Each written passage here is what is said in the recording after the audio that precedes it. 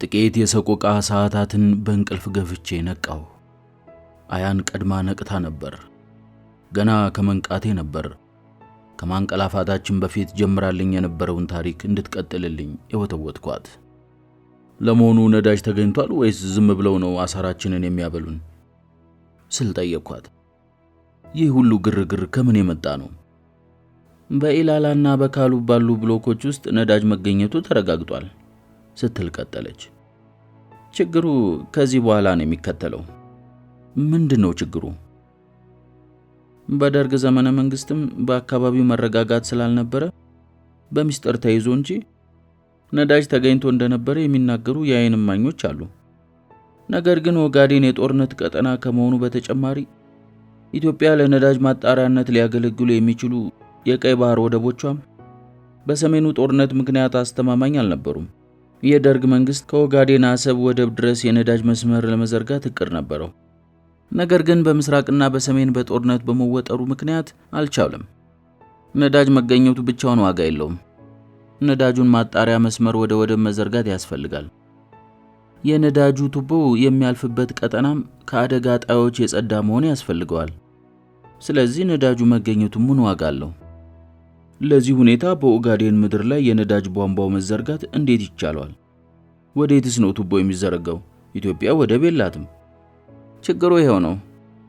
ይሄም ሆኖ ፖሊ ግሩፕ የተባለው የቻይና ኩባንያ ከኢትዮጵያ ጅቡቲ የሚዘረጋውን የነዳጅ ቱቦ መስመር ለመዘርጋት ከገዢው ፓርቲ ጋር ተስማምቷል። በዚህም መሰረት ከካሉብና ከኢላላ የነዳጅ ጉድጓዶች የተገኘው የተፈጥሮ ጋዝ ጅቡቲ ወደብ ላይ ተጣርቶ ወደ ኢትዮጵያ ይመለሳል ማለት ነው። ከኦጋዴን ልብ የሚነሳው ይሄ የነዳጅ መስመር ከጅቡቲ ወደብ ለመድረስ 1100 ኪሎ ሜትር መቋረጥ አለበት። ኢላላና ካሉብ የነዳጅ ጉድጓዶች 5 ትሪሊየን ጫማ የተፈጥሮ ጋዝ እንደሚያመርቱ ቢገመትም ይህንን ምርት አጓጉዞ ለማጣራት የሚዘረጋው መስመር ግን $4 ቢሊዮን ይፈጃል። እዚህ ውስጥ ደግሞ 3 ቢሊዮን ያህሉ ገንዘብ የሚፈጀው ጅቡቲ ውስጥ ነው። ከዚህም ሌላ ለዚህ ትብብሯ ጅቡቲ 2 ኤርፖርቶቹ እንደሚገነቡላት ቃል ተገብቶላታል። ከተጣራ በኋላስ አልኩ አያን እንደ ጸሎት ባጠናችሁ መረጃ እየተገረምኩ። ወሳጁ የቻይና ድርጅት ሲሆን መላሹ የአሜሪካ ድርጅት ነው። ብላክ ሮሂኖ የተባለ የአሜሪካ ኩባንያ 20 ኢንች ዲያሜትር ያለው የቧንቧ መስመር ከጅቡቲ ወደብ እስከ አዋሽ ማዞሪያ ድረስ ለመዘርጋት ተስማምቷል። 550 ኪሎ ሜትር ርዝመት ያለው ይህ መስመር ወደ $2 ቢሊዮን የሚጠጋ ገንዘብን ይፈጃል። ቧንቧው በቀን እስከ 250 ሺህ በርሜል የሚጠጋ ነዳጅን ያጓጉዛል ተብሎ ይገመታል። ከአፍ የወደቀች ጥሬ የምታክለው አገር ጅቡቲ ኢትዮጵያ ወደብ ቢኖራት ኖሮ በምን ትተዳደር ነበር ግን በማለት ተገርሜ ሳበቃ ጅቡቲ ምን ያህል ብትታመን ነው ኢትዮጵያ ጣፈንተዋን ሁሉ ይህንን ያህል ያጣበቀችባት ስል ጠየቅኳት። በነዳጁ መስመር ትገረማለህ እንዴ? ጅቡቲ ወደብ ላይ በአመት ከሚራገፈው 500 ቶን ያህል ካርጎ ውስጥ ከ80 በመቶ በላይ የሚሆነውን የምታነሳው ኢትዮጵያ ናት። ኢትዮጵያ በአመት ከ2 ቢሊዮን ብር በላይ ጅቡቲ ለምትሰጣት የወደብ አገልግሎት ትከፍላለች ማለት ነው። በአጠቃላይ 90 በመቶ የሚሆነው የኢትዮጵያ ኢምፖርትና ኤክስፖርት የጅቡቲ ጥገኛ ነው። አሁንም ቢሆን በቀን እስከ 50 ሺህ በርሜል የሚሆን ነዳጅ ተጠቃሚ የሆነችው ኢትዮጵያ በጅቡቲ ወደብ በኩል ነው የሚራገፍላት። ከ900 ኪሎ ሜትር በላይ ተጓጉዞ አዲስ አበባ ሲገባ ዋጋው ምን ያህል እንደሚኖር መገመት ቀላል ነው። ማኩረፊያ የሚሆን እንኳን ሌላ ጣባ የሚያክል ወደብ ቢገኝ ምን ነበረበት? እርሱ ህልም ነው። ገዢው ፓርቲ ለዚህ ጥያቄ የሚሰጠው ምላሽ የሶማሌላንድ ንብረት የሆነውን በርበራን፣ ፖርት ሱዳንን ወይንም የኬንያውን ሞምባሳን በአማራጭነት መጠቀም እንችላለን የሚል ነው። ለረጅም ደቂቃዎች ዝም አለችና ቀጠለች። ከሁሉም በላይ በድርቅ በረሃብና በጦርነት የሚታመሰው የኦጋዴን ምድር ቀን ሳይወጣለት መሞት ያሳዝነኛል። አንድ ቀን የምታቃጥለው ፀሐይ ስትወጣ የምትናፍቅበት ጊዜ ይመጣል የሚል ህልም ነበረኝ። ነገር ግን ይህ የደም ምድር አሁንም ድረስ ሀብቱ በደም ይለወስበታል።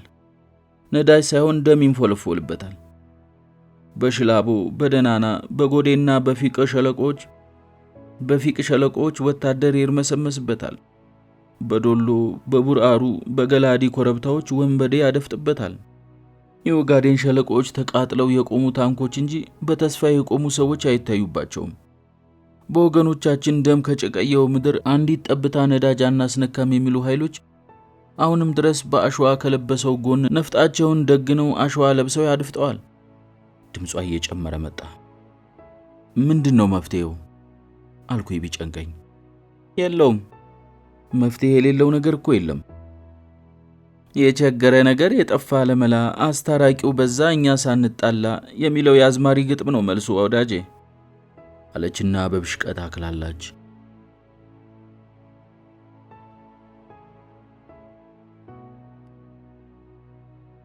እያንዳንዱ ሰከንድ የዘላለምን ያህል ረዝሞብናል። ካስጨናቂው ትንፋሻችን በቀር የሚሰማን ነገር የለም። ጭንቅላታችን ቁሟል። ባዶ። እንደ ባዶ ጭንቅላት የሚከብድ ነገር ደግሞ የለም። ጠልቅ በሆነው ድንዛዜ ውስጥ እንዳለን ለምን ስለማምለጥ አናስብም? አያን ድንገት ጠየቀችኝ።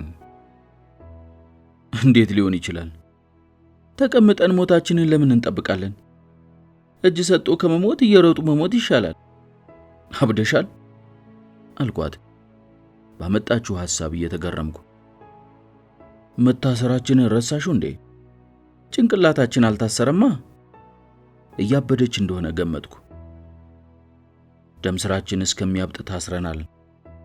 አይኖቻችን ድብን ባለ ጥቁር አይነ ርግብ ታጅበዋል። እንዴት ማምለጥ ይቻለናል? ጭንቅላታችን ብቻ ከአካላችን ተለይቶ አይሮጥ ነገር ምን ማለቷ ነው? ምንም የሞከርነው ነገር የለም። ቢያንስ እንኳን ስለማምለጥ አላሰብንም አለች አያን እንደገና። ለመሞከር አለማሰብን ያህል ድክመት የለም። የተናገረችውን ማሰብ ጀመርኩ። ከሞከርነው ነገር ይልቅ ያልሞከርነው ነው የሚቆጨኝ ያለውን ጸሐፊ ያስታወስኩት። አያን ትክክል ናት። አለመሞከርን ያህል ደዌ የለም። እርግጥ ነው ማጥ ውስጥ ገብተናል። ችግር ውስጥ ነን። የባሰው ችግሩን ተቀብለን መቀመጣችን ነው። እስከምንሞት መጠበቅ ሳይሆን እስክንሞት መሞከር ነበረብን። ችግሩን ለማለፍ አንዳች ጥረት የማያደርግ ሰው ከአስከሬን አይሻልም። አንዳንድ ችግሮች ጽናትን ለማጎናጸፍ ይፈጠራሉ። ችግርን ያህል ታላቅ ዩኒቨርሲቲ የለም። ታላላቅ ሰዎች የተመረቁት ችግር ከሚባል ታላቅ ትምህርት ቤት ነው። የሆነ የመነቃቃት መንፈስ ወረረኝ። እንዴት ማምለጥ እንደምንችል ያሰብሽው ነገር አለ? ጠየቅኳት። እርስ በርስ እንፈታታ ስትይ በጥርሴ ያንተን እስር ለመፍታት ልሞክር፣ ካቃተኛ አንተ የኔን ትፈታልኛለህ። በደንብ አስበሽበታል? አስቤበታለሁ። ስንሞክር ብንገኝስ? የባሰ ችግር ውስጥ መግባታችን እንደሆነ አስበሽዋል? ስንሞክር ቢያገኙን የባሰ መከራ ያደርሱብንና ነጣጥለው ያስሩናል። ጸጥ ረጭ አለች። እስሮቻችንን ፈታን።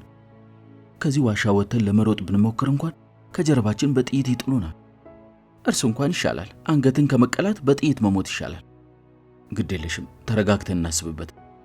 ሌላ ምን ማድረግ እንችላለን? ሌላ ምን ማምለጫ መላ ይኖረናል? አስማት አልኩ ሳላስበው። አለች በድንጋጤ። ዝም ስላት ጊዜ ምጸት የሚመስል ሳቋን ተለቀው ጀመር።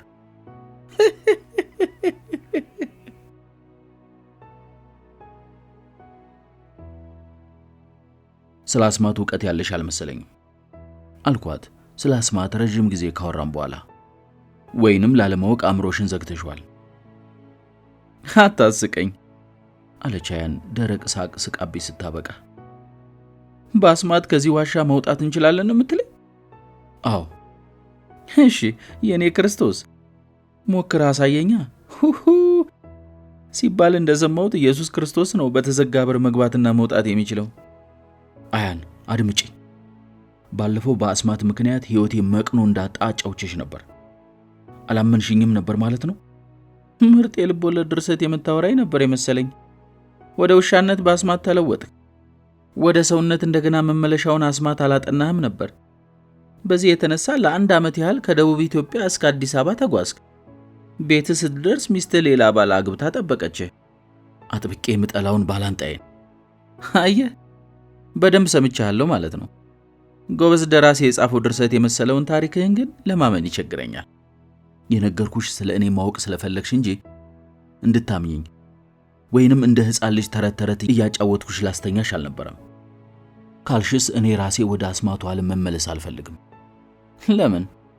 ሕይወቴን ያዘበራረቀው አስማት ነው። ከልጅነቴ ጀምሬ ሳጠናው የኖርኩት የአስማት ጥበብ ከዓለም ነጥሎኛል። ወደዚህ በረሃ ለጥናት ስጋበዝ ያለ አንዳች ማቅማማት የመጣሁት ከገባሁበት የአስማት ዓለም ለመውጣት ካለኝ ጉጉት የተነሳ ነው። ኦጋዴን የአስማት ዓለም ሆና ጠበቀች? ያው ነው። እንዲያውም ሳይብስ ይቀራል። እስኪ በደንብ አስረዳኝ። ከልብ ነው አስማት የምትለው? ታምንበታለህ? በደንብ። ሳይንቲስቶች ሙከራ የሚያደርጉት በልዩ ልዩ እንስሳት ላይ ነው። እኔ ግን አስማትን ያህል አስፈሪ ነገር የሞከርኩት በራሴ ላይ ነው። ከራሴ በላይ ማረጋገጫ የለኝም። ለምን ታዲያ አሁን ወደ ሆነ ነገር አትለወጥምና ከዚህ ዋሻ አታመልጥም? መለወጥን ያህል ጥበብ እያለ ለምን ሞትን ትጠባበቃለህ? እንደገና ወደ ውሻነት አልለወጥም። ውሻ ሆኜ የደረሰብኝን የማውቀው እኔ ነኝ። ወደ ድመት ተለወጣ ታዲያ። እንደገና ወደ ሰውነት መመለሻውን አላውቀውም እንጂ ወደ ድመት መለወጫ አስማት አለኝ። እባክህ አታስቀኝ። ወደ ድመት ብትቀየር አንቄ ነበር የምገልህ። ድመትን ያህል ጠላት የለኝም። ሕፃን ወንድሜን የበላው ድመት ነው። ድመት ባየሁ ቁጥር በጦርነት ያጣኋቸው ቤተሰቦቼ ናቸው የሚታወሱኝ። እስካሁን ለቁጥር የሚያዳግት ድመት ፈጅቻለሁ። ብዙ ድመት አሰቃይቼ ገድያለሁ። ሰዎች ተይ ድመት የገደለ ሰው ሽባ ይሆናል ሲሉኝ አልሰማኋቸውም። እስካሁንም ሽባ አልሆንኩም። ወደ ድመት እለወጣለሁ ብለህ እንዳትሞክረው። ሰምሮልህ ከተቀየርክ ገዳይ እኔ ነኝ መሆነው። ካልሽማ ወደ ድመት መለወጫው አስማት ቀላል ነው አልኳት በለሆሳስ። ላንቺም አስማቱ የሚቀልሽ ወደ ድመት መለወጫው ነው። አዑዙ ቢላሂ፣ አንተ ዝም በል ጮኸችብኝ። ጭራሽ እኔ ወደ ድመት? መቼም በከንቱ አንገትን ተቀልጦ ከመሞት የማይሻል ነገር የለም። ብዙ ህልም፣ ብዙ ተስፋ ያለው ሰው ሞትን ዝም ብሎ መቀበል የለበትም። ክፉ ቀን እሾህ ያስጨብጣል። ጎዶሎ ቀን ከሰውነት ክብር ዝቅ ያደርጋል። ምንም ይሁን ምን በየትኛውም መንገድ ጎዶሎ ቀኖችን ማለፍ ነው ቁም ነገሩ። ለኔ ጀግና ሰው ማለት አንበሳን ታግሎ የሚጥል አይደለም፣ ክፉ ቀንን በጥበብ የሚያልፍ ነው።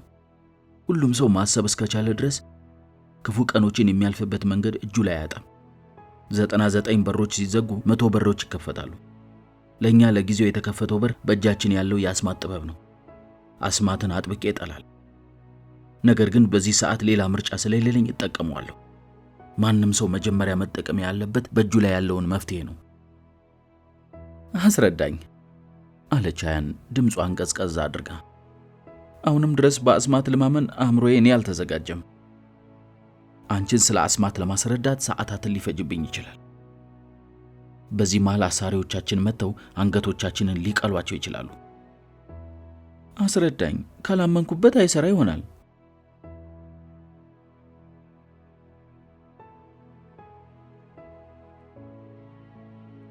ለአያን ስለ አስማት ለማስረዳት ሰዓታትን ፈጀው። ከጥንት ዘመን ጀምሮ ስላለው የአስማት ጥበብ፣ ስለ አመለካከቱ ቅዱሳን መጻሕፍትንና እርኩሳን መጥቅሎችን ጭምር እያጣቀስኩ ተረኩላት። በመሃል ለምትጠይቀኝ ጥያቄዎችም ከበቂ በላይ መልስ ነበረኝ። ከልጅነቴ ደክቼ ያጠናሁት የአስማት ዓለም ጥበብ በሰዓታት ብቻ ተተርኮ የሚያበቃ አልነበረም። አያሌ መጻሕፍት የሚወጣውን ታሪክ ጨምቄ እኔ የነገርኳት ጨለማ ውስጥ የወረወሩን ወንበዴዎች አንገታችንን ሳይቀሉን ለማምለጥ ካለን ጭንቀት የተነሳ ነው።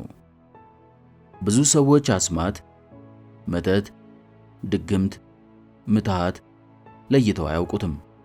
የሳይኪክ ጥበብና የቴሌፓቲ ስድስተኛው ስሜት ተሰጥኦ ይምታቱባቸዋል።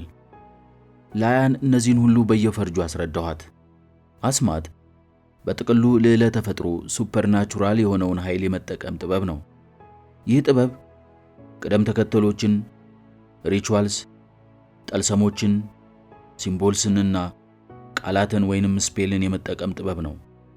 በጥንታዊ ጥቅሎች ላይ ስፍር ቁጥር የሌላቸው ጠልሰሞች፣ ሲምቦሎችን ተመልክቻለሁ። የወከሉትን ነገር ለመረዳትም አያሌ ጥናቶችን አድርጌያለሁ። ይሁን እንጂ በውል ያተኮርኩት በቃላት በሚገለጸው የአስማት ጥበብ በማጂክ ስፔል ላይ ነው። በዚህም የቃላትን ኃይል ተምሬያለሁ። አስማት ወይንም ማጂክ የሚለው ቃል ከክርስቶስ ልደት በፊት ከ6ኛው ክፍለ ዘመን ቀደም ብሎ በፔርሺያ ምድር ማጉ በመባል ይታወቅ ነበር። ቃሉ ወደ ግሪክ ሲገባ አስፈሪ ትርጓሜን ያዘ። ከክርስቶስ ልደት በኋላ በአንደኛው ክፍለ ዘመን አካባቢ በክርስቲያን ቴዎሎጂ ውስጥ በላቲን ትርጓሜ ከሃይማኖት ተጻራሪ የሆነ ትርጓሜ ከተሰጠው በኋላ ከሰይጣን ጋር በማያያዝ አያሌ የአስማት መጻሕፍት ይቃጠሉ ጀመር። ከእሳት የተረፉት የአስማት መጻሕፍትም በጥቂት ሰዎች እጆች ስለገቡ በተለይ በምዕራቡ ዓለም ሰዎችን ማስፈራሪያና መበዝበዣ ሆኑ። አዋቂዎቹ ተሳደው ስለተገደሉ አባይ ጠንቋዮቹ የአስማት ጥቅሎችን መጫወቻ አደረጓቸው። ከቀኝ ግዛት በፊት በአፍሪካ አያሌ አዋቂዎች እንደነበሩ ጥናቶች ያሳያሉ። ዘመናዊ ሕክምና ከመስፋፋቱ በፊት አፍሪካውያን ይታከሙ የነበሩት በእነዚህ አዋቂዎች የቅጠላ ቅጠልና የሥራ ስር ጥበብ ነበር። ከተፈጥሮ ጋር ጥብቅ ቁርኝት የነበራቸው አዋቂዎች ቅጠላ ቅጠልን ብቻ ሳይሆን ሌላ ተፈጥሮ ወይንም ሱፐርናቹራል ኃይልን ይጠቀሙ ነበር። ነገር ግን ለሀብት ቅርምት በሃይማኖት ስብከት የገቡ ወራሪዎች አዋቂዎቹን በሕዝብ ፊት እስከ ጥቅሎቻቸው በእሳት አቃጠሏቸው። በየዋሻው ተቀብረው የተገኙት ጥቂት ጥቅሎች ብቻ ናቸው ለጥናትና ለናሙና የተረፉት። በሀገራችን ኢትዮጵያም ከጥንት ዘመን ጀምሮ አንቱ የተባሉ አዋቂዎች እንደነበሩ ይታወቃል።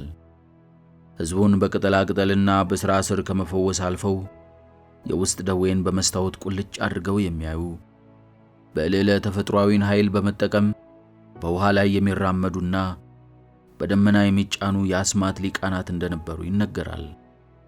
ሆኖም ከሃይማኖት ምሁራን ጋር ባለመስማማታቸው ብቻ ሳይሆን ተወግዘው ከሕዝቡ በመለየታቸው ቀስ በቀስ እንዲጠፉ ተደርገዋል። በሃይማኖት መጻሕፍት ውስጥም እነዚህ የአስማት ሊቃውንት መኖራቸው ተመዝግቧል። በጥንታዊቷ ግብፅ ፈርዖኖች ፊት ልዩ ልዩ ጥበቦችን ያሳዩ እንደነበረም በመጽሐፍ ቅዱስ ሳይቀር ተጠቅሷል። ከምድያም ምድር ጥበብን ተክኖ ፈርዖን ሕዝቦቹ እንዲለቅ ተአምር ያሳይ የነበረውን ሙሴን በአስማት ጥበባቸው ተገዳድረውታል። የፈርዖን ጥበበኞችም በትራቸውን ወደ እባብ በመለወጥ ጥበብን አሳይተዋል። በዘጸአት መጽሐፍ እንደተጠቀሰው ሙሴና አሮን ፈርዖንን በተአምራት ለማስፈራራት ወደ ንጉሡ ይገባሉ። አሮንም በትሩን በፈርዖንና በባሮቹ ፊት ይጥላል፣ እባብ ትሆናለች። ፈርዖንም የግብፅን ጠቢባን ፈጥኖ ይጠራል። በአስማታቸው በትሮቻቸውን ወደ እባብነት ይለውጣሉ። በዚህ ጊዜ ግን ወደ እባብ የተለወጠችው የአሮን በትር የግብጾችን በትር ትውጣለች። በትንቢተ ዳንኤል ላይ ስለ ባቢሎን ጠቢባን አያሌ ጊዜ ተጠቅሷል። የባቢሎኑ ንጉሥ ምስጢር አዋቂዎች፣ ሕልም ፈቺዎችና ቃላተኞች እንደነበሩት በስፋት ተጠቅሷል። በዘፍጥረት መጽሐፍ ላይ እንደተጠቀሰው ልዩ ልዩ ጥበቦችን ያደርጉ የነበሩት ኔፊሊም የተባሉ የሰውና የመላእክት ዲቃላዎች ናቸው ተብለው የሚጠረጠሩ ፍጡራን እግዚአብሔር ሰውን በመፍጠሩ እስከሚጸጸት ድረስ አማረውታል። በዘጸአት ላይም መተተኛይቱ በሕይወት እንድትኖር አትፍቀድላት ሲል ያወግዛል። የዘሌዋውያን መጽሐፍ አስማት አታደርጉ፣ ሞራ ገላጭም አትሁኑ ሲል ይመክራል። ዘኍልቍ በያዕቆብ ላይ አስማት የለም፣ በእስራኤል ላይም ሟርት የለም ሲል ያውጃል። ዘዳግም ላይ ወንድ ልጁን ሴት ልጁን በእሳት የሚያሳልፍ ሟርተኛ፣ ሞራ ገላጭም፣ አስማተኛም፣ መተተኛም፣ በድግምት የሚጠነቁሉም፣ መናፍስትንም የሚጠራ ጠንቋይም፣ ሳቢም ባንተ ዘንድ አይገኝ ይልና አስማት በዛ ኋላ ቀር ሕዝብ ውስጥ ምን ያህል ተስፋፍቶ እንደነበር ያሳያል። መናፍስትን መጥራት የሚችሉ ምንም ሳይቃጠል በእሳት ላይ የሚራመዱና የሞቱ ሰዎችን እንኳ ስበው በመጥራት የሚያናግሩ ጥበበኞች እንደነበሩ ያስረዳል። በመጽሐፈ ሳሙኤል ቀዳማዊ ላይ ግርምት የሚፈጥር የሙታን መጥራት ጥበብ ይታያል። በዚህ ትረካ ላይ ፍልስጤማውያን እስራኤልን ሊወጉ ይመጣሉ። በወቅቱ ሳሙኤል ሞቶ ነበር። በዚህ ጦርነት የሚፈጠረውን ነገርና ምን ማድረግ እንዳለበት የጦርነት ትንበያ ሳሙኤል ሞቶ ስለነበር የሚነግረው ይጠፋል።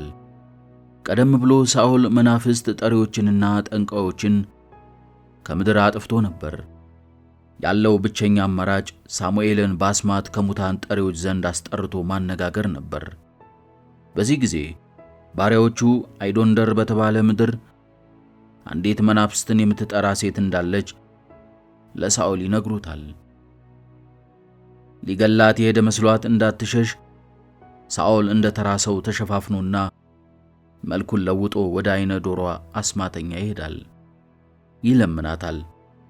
እርሷ ግን በሳኦል ታስገድለኛለህ ብላ ለሳኦል እንደማይናገር በእግዚአብሔር ይምልላትና አስማተኛዋ በድግምቷ ሳሙኤልን ከተፍ አደረገችለት።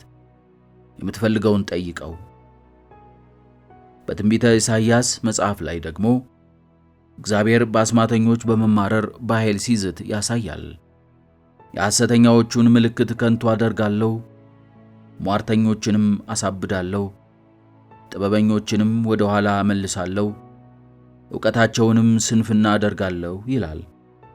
ፈጣሪን የሚገዳደሩ አስማተኞች እንደነበሩ ዛቻው በደንብ ያስረዳል።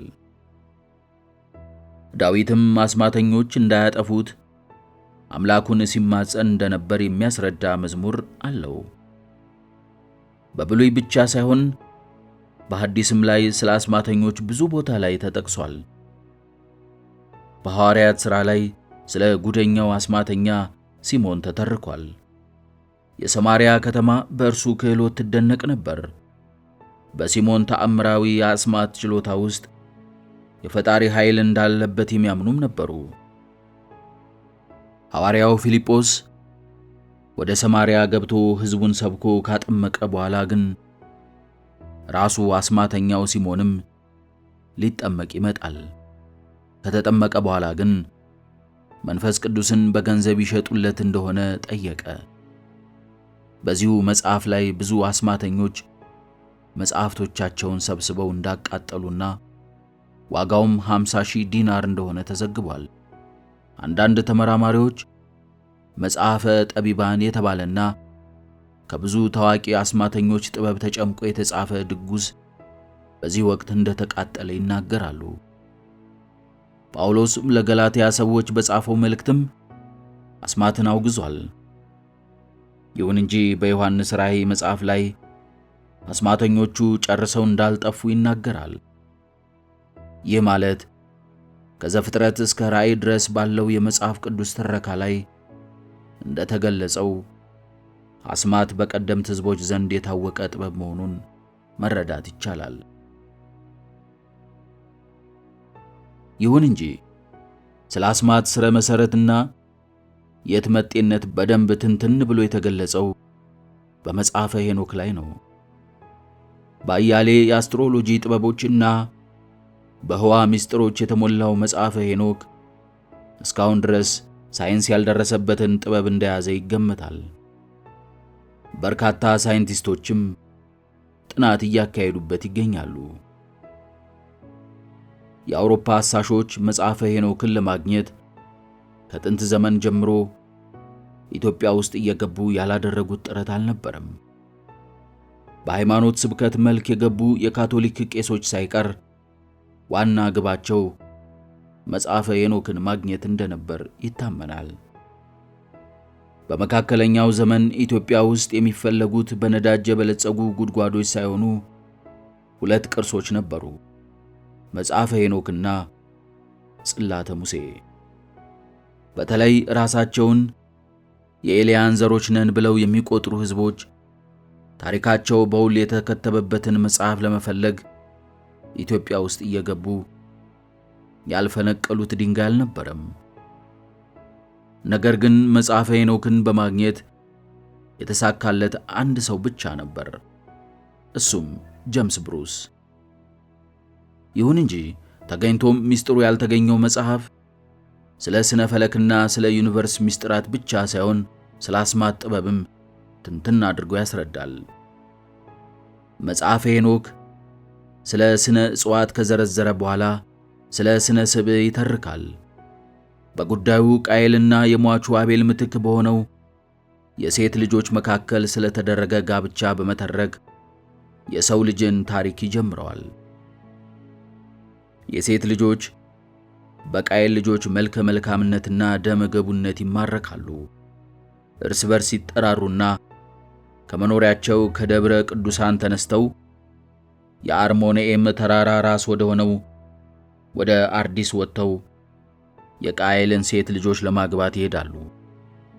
ወደ አርሞንኤም ተራራ የወጡትን የሴት ልጆች የጎበዝ አለቆች መጽሐፈ ሄኖክ በዝርዝር ያስቀምጣል። 18 ናቸው። ስማዚያ፣ ኡራክብረ ኤሚል፣ አክቢኤል፣ ጣምኤል፣ ራሙኤል፣ ዳንኤል፣ ኢዚቃኤል፣ ስሩቃኤል፣ አስኤል፣ አርሞርስ፣ በጥርኤል፣ አናንኤል፣ ዘቂቢ፣ ሳምሳፒኤል፣ ስርቴኤል፣ ጥሩኤልያም፣ ያኤልያና እርዛኤል፣ ራዝኤል ይባላሉ። እነዚህና ሌሎች የተከተሏቸው የሴት ልጆች ከቃየል ዘር የተወለዱትን ቆነጃጅት ሴቶች ከአርሞንኤም ተራራ ቁንጮ ድረስ ወጥተው ጠልፈው ተዳሯቸው፣ አገቧቸው።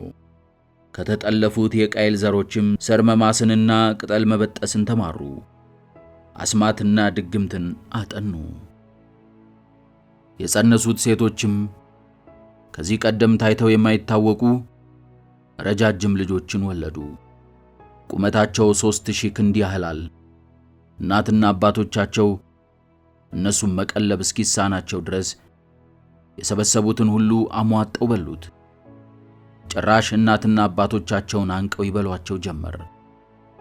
አዋፍንና አራዊትን አሳደው ይዘው እስከ ነፍሳቸው ይዘለግዷቸው ገቡ። መጥገብ ተሳናቸውና እርስ በርሳቸው መበላላት ቀጠሉ። አንዱ አንዱን ይዞ ደሙን መጥቶ ይጥለዋል። ቫምፓየር የሚሉት የዘመናችን የፈጠራ ገጸ ባህሪያት መነሻ ታሪክ ይህ ሳይሆን አይቀርም። ከነዚህ መሃል የላቀ ጥበብ የነበራቸው ሰዎችም ነበሩ። ፈረስና በቅሎን ከሰው ጋር አዳቅለዋል። አዛዝኤል የተባለው በዚህ የተካነ ነበር። ለወንዶች ሰይፍ መስራት፣ ጋሻ መስጎድንና ሽለላን፣ ለሴቶች እንሶስላ መሞቅን፣ መኳኳልንና መቀንደብን አስተምሯል። ጋኔን መሳብን፣ አስማትንና ምትሃት ማሳየትን፣ አማዚራክ፣ ኮከብ ቆጠራን፣ በርቅኤልም፣ ምልክት ማሳየትን፣ ኮከብኤልም፣ የጨረቃ ምህዋርን፣ አስራድኤልን እንዳስተማሩ መጽሐፈ ሄኖክ ያትታል። አያን በበኩሏ እንዳስረዳችኝ በቁርአንም ስለ አስማት ብዙ ሀተታዎች አሉ። ዘመናዊዎቹ ምሁራን አስማትን ለሃይማኖትና ለሳይንስ ማንጸሪያነት ያቀርቡታል።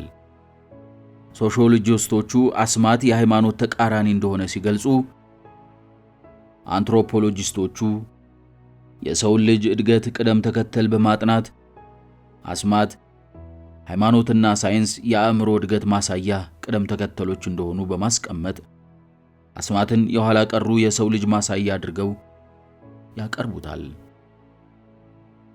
ሲግመንድ ፍሩድ አስማትን ከስነ ልቦና ጋር ጥብቅ ቁርኝት እንዳለው አስረድቷል። አስማትን የሰው ልጅ ጽኑ ተምኔት ውጤት አድርጎ ያቀርበዋል።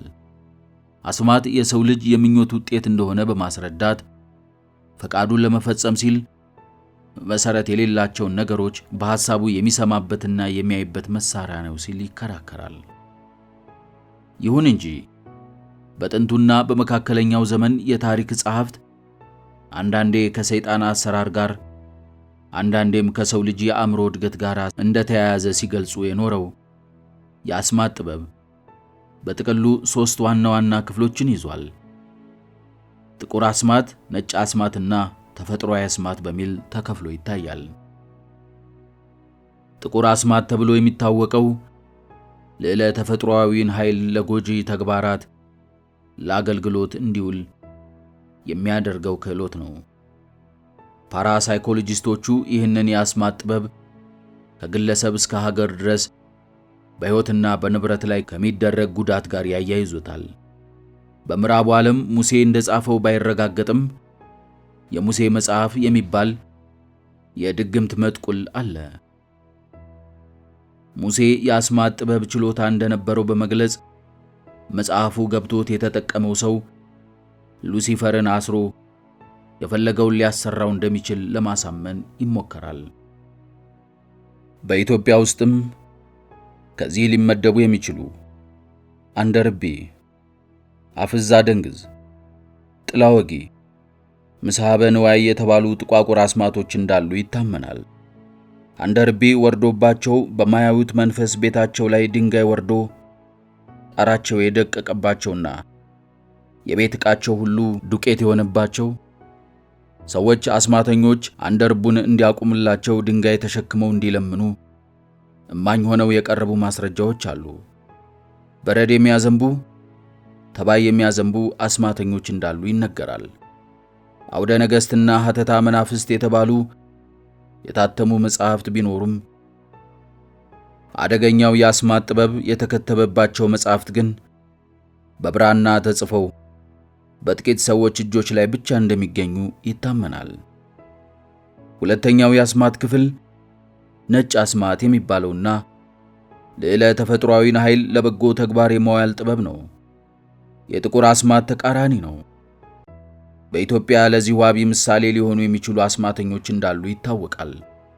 መፍትሔ ሥራይ፣ አቃቢ ርዕስ፣ ሌባ ገትር፣ ዘያ ገድፍ፣ መስተፋቅር ወዘተረፈ በዚህ ውስጥ ሊካተቱ የሚችሉ ናቸው።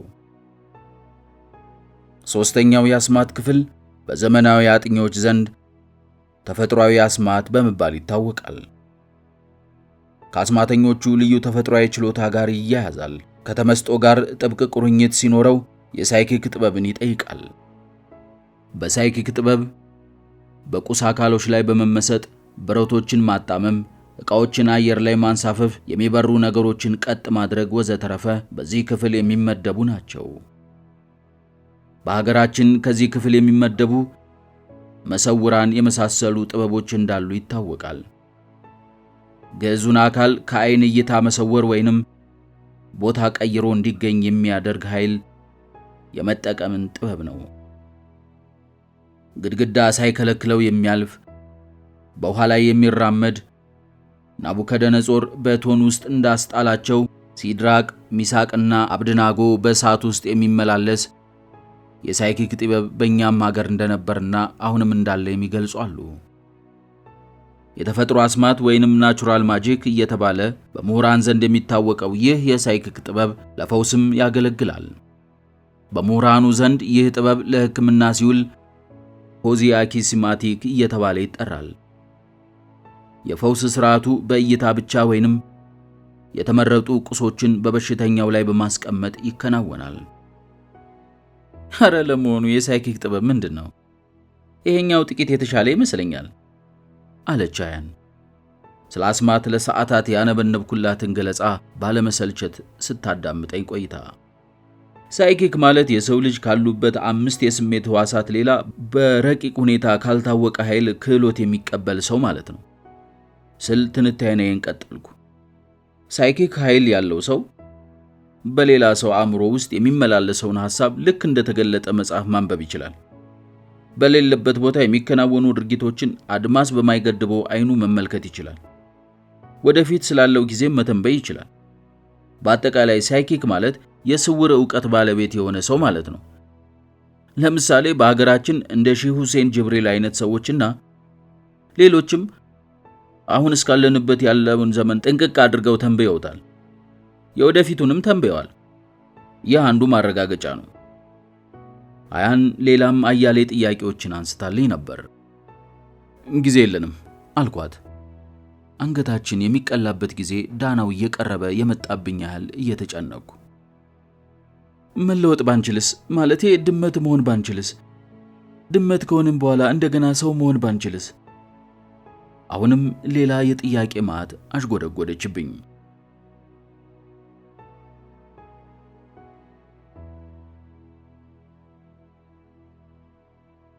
አያን በነገርኳት አስፈሪ ታሪክ ስትርበተበት ቆየች። የጥብቅ ጥያቄ መልሱ ጥብቅ ነው አልኳት፣ መደንገጧ እያስገረመኝ። እስካሁን ያስረዳኝ ስለ አስማት ነው አለች በሚሰባበር ድምፅ። በአስማት ወደ ሌላ ፍጡርነት ስለመለወጥ ግን አልነገርከኝም። ልብ አላልሽኝም እንጂ ነግሬሻለሁ። የአሮን በትር ወደ እባብነት መለወጧን መጽሐፍ ቅዱስን አጣቅሼ ነግሬሽ ነበር። ከሰዎች ተለይተህ ትሰደዳለህ፣ መኖሪያህም ከምድረ አራዊት ጋር ይሆናል፣ እንደ በሬም ሳር ትበላ ዘንድ ትገደዳለህ የተባለው ናቡከደነጾር ጠጉሩ እንደ ንስር ጥፍሩ እንደ ወፍ እስኪረዝም የምድረ በዳ አውሬ ሆኗል፣ እንደ በሬም ሳር ግጧል። በግሪክ ሚቶሎጂ ውስጥም አያሌ ወደ ሌላ ፍጡርነት የመለወጥ ትረካዎች አሉ። አንዱን ለምሳሌ ልጥቀስልሽ አልኳትና ለማዳመጥ ዝግጁ መሆኗን ለመገንዘብ ለጥቂት ሰከንዶች ዝም አልኳት። ይገርማል። እሺ ቀጥል። በግሪክ ሚቶሎጂ ውስጥ የመንገደኞች ጠባቂ የሚባለው የሐሜስ ዘመን ትንግርት ነው። አባቱ የአማልክት አባት ዚዮስ ይባላል። እናቱ ኤራ ትባላለች። ነገር ግን ዚዮስ እዩ የምትባል ሴት በሚስቱ ላይ ይወሽምባታል። ኤራ በንዴት አብዳ ወደ ኢዮ ትሄድና በረቀቀ ጥበባ ወደ ላም ትለውጣታለች። በዚህ አላበቃችም። ለአርጎ 100 አይኖች ትሰጠውና እንዲጠብቃት ታዘዋለች። አርጎ ሲተኛ እንኳ 50ዎቹ አይኖቹ ሲከደኑ 50ዎቹ ቁልጭ ቁልጭ ይላሉ። ዚዮስ ይህንን ይሰማና ሐሜስ አርጎን ገሎ ወደ ላም የተለወጠችውን ኤዮን ነፃ እንዲያወጣት ያዘዋል። ሐሜስ ወደ አርጎ ሄዶ ለመግደል ሲጠባበቅ አርጎ ባለ 100 አይን በመሆኑ በ50ው ሲያንቀላፋ በ50ው እየነቃ ያስቸግረዋል። አንድ መላ መጣለት። ጡም የሆነ የሙዚቃ ቃና እያጫወተው ሁሉም አይኖቹ እንዲከደኑ ያደርገውና በድንጋይ ቀጥቅጦ ይገለዋል። ኤዮን አስፈታት አለች አያን። ከላምነት ወደ ሰውነት እንደገና መለሳት? በአፈ ታሪኩ መሰረት ሐሜስ ኤዮን አስፈትቷታል። ነገር ግን ከላምነት እንደገና ወደ ሰውነት እንደለወጣት የሚገልጽ ነገር አላነበብኩም። ይህንን ነው መፍራት አለች አያን እየተርበተበተች። ድመት አድርገህ ልታስቀረኝ ሐሳብ አለ ማለት ነው? እኔ አልሞክረውም። ወደ ድመትነት መለወጥ እንደምትችይ ግን አምነሻል ማለት ነው። ሰው ሆኖ ሰው መሆን ባልቻለበት ዘመን እንዴት አውሬ ሆኖ ሰው መሆን እንደሚቻል ልታስረዳኝ ትሞክራለህ? ግን ደፋር። ሰው መሆን እንጂ አውሬ መሆን ቀላል ነው። ትክክል ነሽ። ወደፊት ተስፋ ያለው ሰው ግን ክፉ ቀኑን ከሰውነት ክብር በታች ሊያስቀምጠው ይችላል። እያልኩሽ ያለሁት ይህንን ነው። እኔ በአንድ ወቅት ውሻ ነበርኩ። ሰው ለመሆን የበላሁትን አሳር አውቀዋለሁ። ተስፋ ብቆርጥ ኖሮ ውሻ ሁኜ ሞት ነበር። አሁን ሰው ነኝ። ነገር ግን በየትኛውም ሰከንድ አንገቴ እንደሚቀላ አላውቅም። ወደ በድንነት ከመለወጤ በፊት ወደ አውሬነት ተለውጬ ሕይወቴን ባቆያት እመርጣለሁ። አንዳች ጥረት ሳናደርግ እንዴት ሕይወታችን ታከትማለች? እሺ አለች አያን ሳቋ እያፈናት። ይሄ ነው የሚገርመኝ ጸባይዋ። በዚህ ጭንቅ ጊዜ ሳቋ ከየት እንደሚፈልቅ። ምን ያስቅሻል? ላብድ ነው መሰለኝ ጭንቅላቴ ዞረብኝ። ድመት ሆኜ ጅራቴን ስቆላ ስናዝር አይጥ ሳሯሯጥ በአእምሮዬ ስስለው አውጥ በለወለኝ። ውይ ድመት ከመሆን ውሻ መሆን ይሻላል። ድመት መሆን እኔ አልፈልግም። እኔ ደግሞ ውሻ መሆን አልፈልግም። ለምን? እባክህ ውሻ ብንሆን ይሻላል። ውሻ ብንሆን ከዚህ ቀደም ሆነ ስለምታውቅ እንደገና ወደ ሰውነት ለመለወጥ አንቸገርም። በዛ ላይ ድመትን ያልወድም ብዬ ሺህ ጊዜ ነግሬያለሁ። ሁልጊዜም የወደድሽውን መሆን አትችይም። ድመት ሆነን ብንቀርስ እሺ። ይልቁንስ አስማቱን ማጥናት ጀምሪ። ፈራሁ። የልቤ ምት አይሰማህም? ዋሻው ሊንደው ደርሷል እኮ። ታንፋቃ ተጠጋችኝና ደረቴ ላይ ተለጠፈችብኝ። እንደወደደችኝ አውቄባታለሁ። እንደወደድኳትም አውቃብኝ ይሆን? ከዓመታት በኋላ ልቤ ፍቅር ደም ሲረጭ ታወቀኝ። ወደ አውሬነት ከመለወጣችን በፊት ትኩስ የሰው ከንፈሯን ግመጠው አለኝ። ቀደመችኝ።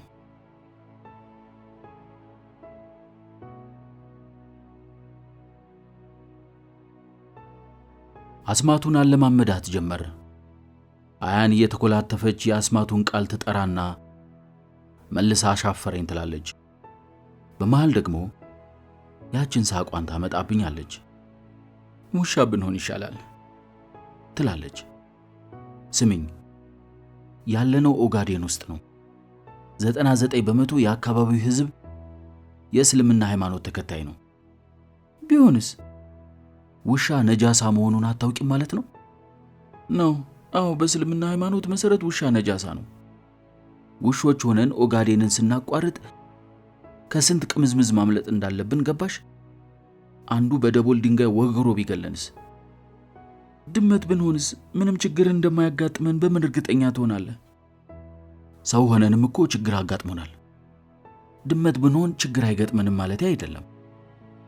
አውሬ መሆን በራሱ ችግር ነው። ውሻ ከመሆን ግን ድመት መሆን ችግሩን ይቀንሰዋል። በቀላሉ ለመሽሎክሎክም የድመት መጠን አነስተኛ በመሆኑ ከጠላት ለመደበቅ ያመቸናል። ከብዙ ጭቅጭቅ በኋላ እንደገና የአስማት ጥናቱን ትቀጥላለች። ትኮላተፋለች፣ ትስቃለች፣ ትቀጥላለች።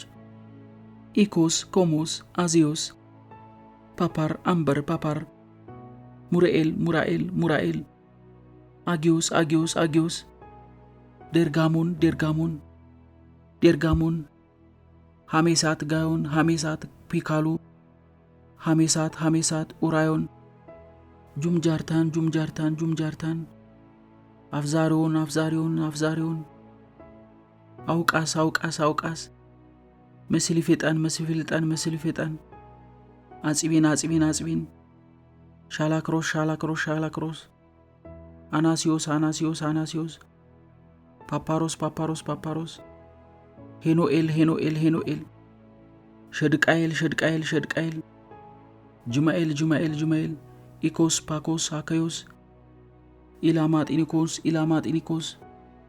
አያን አስማቱን በደጋገመችው ቁጥር መንዘፍዘፍ ጀመረች። ፈራሁ፣ ፈራሁ፣ ፈራሁ፣ እስኪ ልቤን ንካው አለች ድምጿ እየተቆራረጠ። እጄ መታሰሩን ረሳሹ? ሰው ሆነን ታስረናል። አውሬ ሆነን ነፃ እንወጣለን። አናሲዮስ፣ አናሲዮስ፣ አጥኙ በደንብ። ፓፓሮስ፣ ፓፓሮስ፣ ፓፓሮስ፣ አዛሪዮስ፣ ጠበቅ አድርገሽ በዩ። ሰው ሆነን ታስረናል። አውሬ ሆነን ነፃ እንወጣለን። ፓራሚስ፣ ፓራሚስ፣ ፓራሚስ። ሳላስበው እየጮህኩ ነበር። እሷን ሳልለውጣት ራሴ ልለወጥ ነው እንዴ? አይደረግም፣ አይሆንም። ከውጪ የብዙ ሰው ኮቴ ይሰማል። ሊቀሉን እየመጡ መሆን አለበት። አክትሞልናል። ለአያን አስማቱን ለማስጠናት ካለኝ ጉጉት የተነሳ ከጫፍ ጫፍ ደገምኩት። አያንም በሂደትና በድግግሞሽ ረቂቆቹን ቃላት ታነበንባቸው ጀምራለች። መርበትበቷ ግን እያየለ መጥቷል። ለአያን መለወጥ ያለኝ ጉጉት እየጨመረ ከመምጣቱ የተነሳ አስማቱን በከፍተኛ ተመስጦ ሙሉን መድገሜ ትክክል አልነበረም። ትቻት ላለመለወጥ ታገልኩ። አይደረግም። አስማቱን ከመጨረሴ ዋሻው ይንቀጠቀጥ ጀመር። ውስውስታ እሳተ ገሞራ ይንጠው ይመስል ታስረን የተጣልንበት ዋሻ ድብልቅልቅ ወጣ። ከውጪ የብዙዎቹ ሰዎች እርምጃ ይበልጥ እየቀረበ ሲመጣ ይሰማኛል። የተፈጠረውን ትንግርት ለማየት ይሁን ወይም ሊቀሉን ወሰኑብን እንደሆነ ባለማወቅ ወንበዴዎቹ እየመጡ እንደሆነ እርግጠኛ ነኝ። ፍጠኝ፣ ድገሚው፣ አያን ድገሚው ደነፋውባት። ሻላሮሽ፣ ሻላሮሽ፣ ሻላሮሽ፣ አናሲዮስ፣ አናሲዮስ። ከዚህ በኋላ የተፈጠረውን ሳላውቅ ከአካሌና ከመንፈሴ የተለያየው በማላውቀው ቅዥብርብር ባለ ዓለም ውስጥ ራሴን አገኘሁት። ብዙ አይነት ህብረ ቀለማት ያላቸው የብርሃን ጨረሮች ብቻ ናቸው የሚታዩኝ። ቀጥሎ ከዚህ ቀደም የማላውቃቸው ፍጡራን ይታዩኝ ጀመር። በልጅነቴ በቤተ መቅደስ ላይ ተስሎ ያየሁት ሰቦዳአት አይነት እንስሳ ያለበት ዓለም ውስጥ ያለው መሰለኝ። ሰቦዳአት ከወገቡ በላይ የሰው አካላዊ ቅርጽ ሲኖረው ከወገቡ በታች የእንስሳ ቅርጽ ያለው ቅጥ ያጣ ፍጡር ነው። ጅራቱ፣ ምላሶቻቸው እንደ ጮላተ የረዘሙ እባቦች ናቸው። ይህ አይነት ፍጡር ያለበት ዓለም ውስጥ የገባው ይመስለኛል። መነሻ የሌለው እሳት ይጥመለመላል። ረጃጅሞቹን ተራሮች ሲዞር ቆየና ወደ እኔ እየተጥመለመለ መጣ። ቁመቶቻቸው ከተራሮች ጫፍ ላይ ለመድረስ የቀረቡ ሰዎች እሳቱን ለማምለጥ ወደ እኔ አቅጣጫ ሲሮጡ ተመለከትኩ። የእኔ አካላዊ ቅርጽ ባይታየኝም ይህንን የሚምዘገዘግ የእሳት ላንቃ ማምለጥ እንደማልችል እየገመትኩ ተስፋ ቆርጬ ጠበቅኩት። እሳቱ ተምጀምጅሞ መጥቶ ከዋጠኝ በኋላ የማስታወሰው አንዳች ነገርን አጣሁ። ምን ያህል ጊዜ እንዳለፈ አላውቅም። ከድብልቅልቁ ዓለም ስነቃ ራሴን ያገኘሁት በከባድ አውሎ ነፋስ ውስጥ ነው። አካባቢው ሁሉ የምጽአት ቀን የደረሰባት መስሏል። የጥይት ድምፅ ሁሉ ይሰማኛል። ምንም ነገር ለማየት አልቻልኩም። የተፈጠረውን ነገር ሙሉ በሙሉ ለመገንዘብ በርካታ ደቂቃዎች የፈጀውን አውሎ ነፋስ መጠበቅ ነበረብኝ። እስከ ሰማይ ሰማያት የሚጥመለመለው አውሎ ነፋስ አካባቢውን አተራምሶት ካለፈ በኋላ ራሴን በአካለ ድመት አገኘሁት። የት ነው ያለሁት? ራሴን ጠየቅኩ። ከአያን ጋር በታሰርኩበት ኮረብታ ወገብ ላይ እንደሆንኩኝ ተገነዘብኩ። የወታደሮቹ ካምፕ የመሰለው ኮረብታ፣ ከከባዱ አውሎ ነፋስ ተጠልለው ያመለጡት ወታደሮች ከወዲያ ወዲህ ይራወጣሉ። አሁንም ወታደሮቹ የሆነ የአማጺ ቡድን አባላት ይሁኑ ወይንም የኢትዮጵያ ጦር አባላት መለየት አዳገተኝ። በካምፕ ውስጥ የተሰቀለ ሰንደቅ ዓላማ የለም። ከዋሻው እንዴት ወጣሁ? ራሴን ጠየቅኩ። አካባቢውን እየቃኘሁ ራሴን መጠየቄን ቀጠልኩ። ወደ ኋላ ዞሬ ስመለከት ታስረንበት የነበረው ይሁን ወይንም ሌላ ዋሻ በሩ ክፍት ሆኖ ተመለከትኩ። አያን የት ገባች? ሰቀሏት? በአውሎ ንፋሱ ውስጥ የሰማሁት የተኩስ ድምፅ አያንን የገደሉበት ጥይት ይሆን እንዴ? እንደ ሶቪየት ሰራሽ ሚሳኤል ተወንጭፌ ዋሻ ውስጥ ገባሁ። አያን በዋሻ ውስጥ የለችም። እርሷም እንደኔ ወደ ድመት ተለውጣ ይሆን? የዋሻው ግድግዳ አያንን የተፋ ይመስል በሾሉት የድመት ጥፍሮቼ እየቧጨርኩ አጓራ ጀመር። ድምፄ ራሴን ሳይቀር አስደነገጠኝ። እንደገና ከዋሻው ተፈትልኬ ወጣሁና አካባቢውን እራወጥበት ጀመር። ከሩቅ ካለ የቆንጥር ጥላ ስር ክምችት ያሉ ወታደሮች ታዩኝ። እንደ አቦ ሸማኔ ተወንጭፌ ሄድኩኝ። በእግራቸው ሽር ተሽሎክሎኬ ገባሁ። ያንተ ያለ መሃላቸው ወፍራም ግንድ ተጋድሟል። በግንዱ ላይ ደግሞ የአንን አንገት አርፏል። የሚያብለጨልጭ ፋስ የያዘ ፈርጣማ ወንበዴ መፍለጫውን አንገቷ ላይ ለማሳረፍ ከፊት ለፊቷ ተቆርጥጦ የሚያናዝዛት አለቃውን ትዕዛዝ በመጠባበቅ ላይ ነው። አያን ከሞት ጋር ተፋጣ ተመለከትኳት። አስማቱን ሞክሪው። የድመት ቋንቋዬን ታውቅልኝ ይመስል ጥቁር ጅራቴን እያወናጨፍኩኝ ተፍጨረጨርኩ።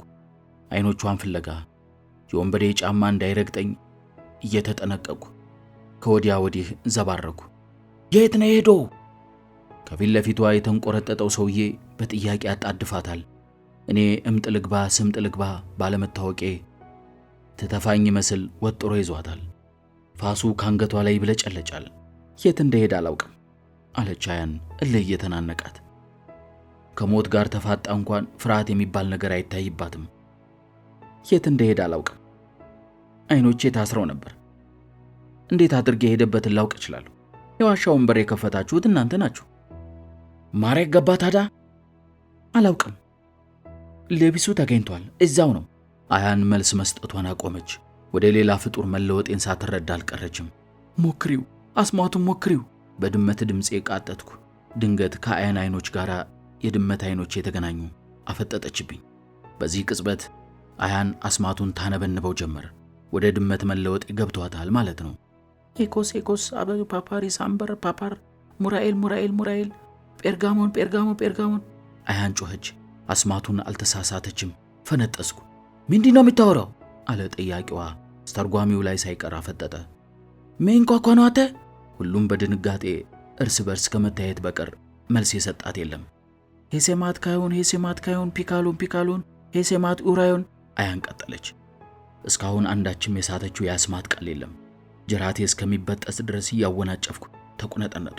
ጀምጃርታን አብዛሪዮን። በድንገተኛ አውሎ ነፋስ አካባቢው ተናወጠ። ማንንም ለማየት አልቻለም። የሚጅሞለሞለው አውሎ ነፋስ የአቧራ ምሰሶውን እስከ ሰማይ ተክሎ ይጥመለመል ጀመር። የቆንጠር ዛፎች እሾሃቸውን እስኪጥሉና እስኪነቃቀሉ ድረስ ምድር ቀውጥ ሆነ። ከአያሌ ደቂቃዎች በኋላ ከባዱ አውሎ ነፋስ ሽቅብ ኮረብታውን ዞሮ ሄደ። ቀስ በቀስ አካባቢው ሲጠራ የወዳደቀው ወንበዴ ሁሉ አቧራውን እያራገፈና እየሳለ ከወዳደቀበት ተነሳ። እኔ ከአንድ ቋጤን ጥግ ተወሽቄ ሳበቃ መሬቱን በጥፍሬ ሰፍቼ በመያዝ በከባዱ አውሎ ነፋስ ከመወሰድ አምልጫለሁ። ከተወሸኩበት ቋጤን ጥግ ወጥቼ አካባቢውን ቃኘው። አንዲት ነጭ ጻዕዳ ድመት አቧራዋን እያራገፈች ብቅ አለች። ከፍተኛ ጩኸት ካሰማች በኋላ እያጉረመረመች ወደ እኔ መጣች። አያን ወደ ድመትነት ተለውጣ መሆን አለበት። ወንበዴ ሁሉ ግራ በመጋባት ይንጫጫ ጀመር። አንገቷ ሊቀላ የነበረችው አያን ከግንዱ ላይ የለችም። በግንዱ ጥግ ወድቆ የሚታየው ሰው እያለች ለብሳው የነበረችው ልብሷ ነው። ነጯ ውርዬ ወደ እኔ እንደደረሰች በድመተኛ ተንጫጭተን ከኮረብታው ወገብ ቁልቁል ተፈተለክን።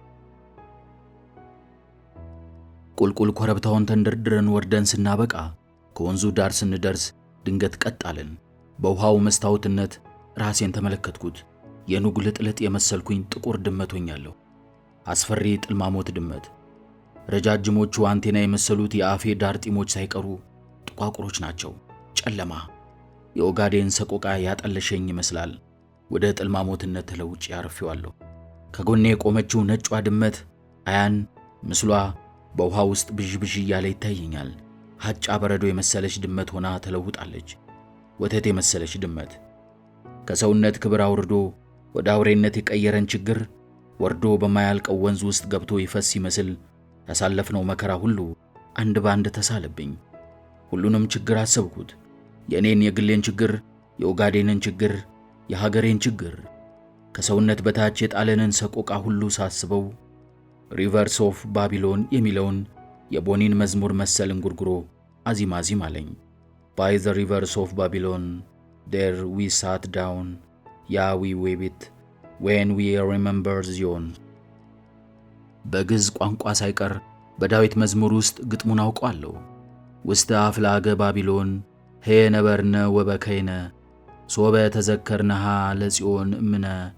በባቢሎን ወንዞች ማዶ ተቀምጠን ጽዮንን ብናስብ አምርረን አለቀስን። ይህ ዜማ የሀገሬ ፍዳ ማሳያ ለሆነው ለኦጋዴን የተዘመ ይመስለኛል። ውስተ አፍላገ ዋቢ ሄዮ ነበርነ ወበከይነ ሶበ ተዘከርነሃ ለኢትዮጵያ እምነ ወለ ኦጋዴን ስቃየነ። በዋቢ ወንዝ ማዶ ተቀምጠን ሳለን ኢትዮጵያን ብናስብ አምርረን አለቀስን። ኦጋዴን ቁስላችን እጅግ ጠዘጠዘን። የሰው ሥጋ ለምደው ሕፃናትን ወደ በሉት ድመትነት የለወጠንን ፈተና የሚገልጸውን ግጥም ማዜም ብንችል እንዴት ጥሩ ነበር። በኩሩን ወደሚበላው ድመት የለወጠን የሀገራችን ችግር እንደ ባቢሎን ግንብ የሚናድበት ቀን መቼ ነው? እኔና አያን ከእንግዲህ በአካለ ድመት ውስጥ የታፈንን ፍጡራን ነን። በኩሩን ወደሚበላ ድመትነት ያስለወጠን ችግራችን መቼ አብቅቶ ወደ ሰውነት እንደምንለወጥ ማሰብ የጀመርነው ገና ካሁኑ ነው። አውሬ መሆን ቀላል ነው። ሰው መሆን ግን አሳር ነው። በምን እንደተግባባን ሳይገባን እርስ በርስ ተያየን። ሰው የሆንኩት ሰው ምን እንደሆነ ሳላውቅ ነው። የሰው ልጅ አሁንም ድረስ ራሱን ፍለጋ ላይ ነው። ድመት መሆን ግን ራስን መሆንን አይጠይቅም። ድመት ሲፈጠር ያው ድመት ሆኖ ነው የተፈጠረው። ሰው ግን ሙሉ ሰው ሆኖ አይፈጠርም። ሙሉ ሰው ለመሆን ወደ መጣበት እስኪመለስ ድረስ ይታትራል። ይህም ሆኖ ሙሉ ሰው ሆኖ የተቀበረ የለም። ድመት ወደዚህ ምድር ሲመጣ ግን ሙሉ ድመት ሆኖ ነው የሚመጣው። ሲሄድም ድመትነቱን ጠብቆ ነው። የሰው ልጅ እንደ ሰው መጥቶ እንደ እንስሳ ኖሮ ወደ መጣበት ሊመለስ ይችላል። እንዲያውም የብዙ ሰዎች ዕጣ ፈንታ ሰው ሆኖ መጥቶ እንደ እንስሳ ታይቶ ማለፍ ነው። ድመት ስለሆንኩ ብዙም ስለ ድመት ማወቅ አይጠበቅብኝም ነበር። ስለ ድመት ለማወቅ ጉጉት ያደረብኝ የሰውነት አመሌ ገፋፍቶኝ ነው። ሆኖም ድመትን የማውቃት ውሻ እያለሁ ነው። የሴቶች ጠባይ ወኪል ነበረች ድመት እያልሁ ሰው እያለሁ አምርሬ ሴቶችን በመጥላቴ ምክንያት ወደ ውሻነት የተለወጥኩኝ ሰሞን በድመት መስያቸው ድመት መስለው ይታዩኝ ነበር። ድመት ወተት ካሳዩት ከማንም ጭን ላይ ፊት እንደምትል ሴትም ካለው ጋር መንከዋከብ ጠባይዋ ነውል ነበር። ውሻ እያለሁ ሁሉንም ሴት ጨፍልቆ በድመት መመሰል ግን ትክክል አልነበረም። ሁሉንም ወንድ ጨፍልቆ በውሻ መመሰልም አይቻልም። እንደ ድመት ባዩበት ጅራቱን የሚቆላ ወንድም ሞልቷልና። ዓለማችን በሰው ኑባሬ ውስጥ ያለን ሰው ጠባዩን ያውሬ እንዲያደርግ ትገፋፋዋለች። ከዚህ አዙሪት ራሳቸውን ጠብቀው ለመኖር የታገሉት እጅግ ጥቂቶች ብቻ ናቸው። ወደ ድመትነት የሚለወጠውን አስማት ባጠናሁበት ወቅት እንደገና ወደ ሰውነት የሚመልሰውን ድግምት ያላጠናሁት አንድ ቀን ድመት ሆናለሁ ብዬ አስቤ ስለማላውቅ ነው። ሰው ሆኖ ተፈጥሮ ሳለ ድንገት ወደ አውሬነት የሚቀየር ሁናቴ የገጠመው ሰው ሞልቷል። ይሁን እንጂ ከአውሬነቱ አምልጦ ወደ ሰውነቱ ለመመለስ አይሞክርም። በአውሬነት መንጋ ውስጥ ሰው ሆኖ ለመገኘት መሞከር ትርፉ መበላት እንደሆነ ስለሚገባው የነገደ አራዊት ኑባሬውን ይቀጥላል። የሚያፈነግጡትና ከኑባሬ አራዊት የሚያመልጡት እጅግ በጣም ጥቂቶች ብቻ ናቸው። ስለ ድመት የማውቀው እጅግ ጥቂት ነው። ይህንኑም ጥቂት ዕውቀት የቀሰምኩት ሰው ሳለሁ ወደ ድመትነት የሚቀይረውን አስማት ባጠናሁበት ወቅት ነው። በዛ ወቅት ወደ ድመትነት አለመለወጤ እድለኝነቴን ያሳያል። ቢሆንም እንደገና ወደ ሰው የሚለውጠው ጥቅል እጄ ላይ ነበር። እሱን ለማጥናት ያልሞከርኩት ሰው ሆኜ ለመቀጠል እድልና ጊዜ እንዳለኝ በመገመት ነበር። ትክክል አልነበርኩም። ዛሬ እንጂ ነገ በእጅ አለመሆኑን ተረድቻለሁ። አሁን ከድመትነቴ ወደ ሰውነቴ የሚመልሰኝ አስማት የሚገኘው በመቶ የሚቆጠሩ ኪሎሜትሮችን ርቆ ነው። አዲስ አበባ። ከኦጋዴን አዲስ አበባ ድረስ በድመትነቴ የመቀጠል ግዴታ አለብኝ። በድመት ህላዌ፣ በድመት ኑባሬ፣ በድመት ቀኖናና ዶግማ ውድማ ለውድማ መዳከር ግዴታዬ ነው። ምግቤ እንጀራ በወጥ ሳይሆን የገደል አይጥ ነው። ጉዳይ ለማስፈጸም ቢሮ ለቢሮ መዳከሬ ቀርቶ የዕለት እንጀራዬን በሹል ጥፍሬ ላይ ሆኗል። ጥፍሬ እስካለች ድረስ ደጅ መጽናት አይጠበቅብኝም። ቢሮዬ የኦጋዴን በረሃ ሆኗል። አለቃ የለኝም። ድመት ነኝ። አይጥም አይጥ ነው። አይጥ በመሆኑ ሊኮራ ይችላል። አይጥ ለመያዝ ምንም አይነት የብቃት ማረጋገጫ ማውጣት አያስፈልግም። የብቃት ማረጋገጫዎቼ በመዳፊ ላይ የተቆለመሙት የገዛ ጥፍሮቼ ናቸው። አድፍጬ የማለም መብቴን ከማንም አልጠይቅም። የማምለጥ መብቱ ደግሞ የአይጡ ነው፣ አቅም ካለው። ኬላ ላይ እንዲያዝ ስልክ አይደወልም። ከዚህ በኋላ ባልንጀራዬ ሴቷ ኤፍራታ ሳትሆን ድመቷ አያን ናት። ውርዬ የበረሃ ጓዴ ነጭ ጅራቷን እንደ መኪና ዋይፐር እያወናወነች አጠገቤ ቆማ ሽቅብ ወደ ተራራው እየተመለከተች ነው። የጉዞ መስመራችን እየነደፈች መሆን አለበት። ሰው እያለች የምታውቀው የኦጋዴን ምድር ድመት ሆና ሊጠፋባት አይችልም። እረ ለመሆኑ የት ነን? ወደ እርሷ ዞሬ ተቁለጨለች። አየችኝና ሽቅብ ወደ ዳገቱ ተፈተለገች። ሚያው እያልኩ ተከተልኳት።